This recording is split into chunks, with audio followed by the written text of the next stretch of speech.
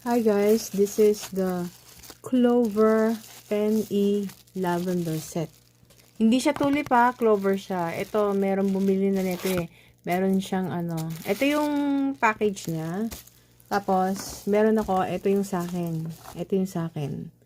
Ayan. So, canvas ang kanyang case. Canvas case, tela. Parang cut siya. Tapos, ito yung mga sizes. 2, 3, 4, 5, 6, 7, 8, and 10. So, ito yung 2, 2.3, 2.5, 3, ayun, and so on. Ayan. Tapos, may ruler. And, ang pinaka gusto ko dito is yung yarn cutter. Yung yarn cutter. Yan ang pinaka maganda dyan, yung yarn cutter. Kasi para siyang gold-plated siya. Yan. Gaganon nyo.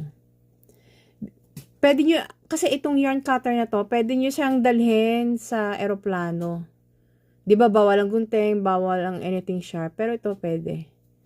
Meron akong, yan, gold-plated siya mga mi. So, ayun lang.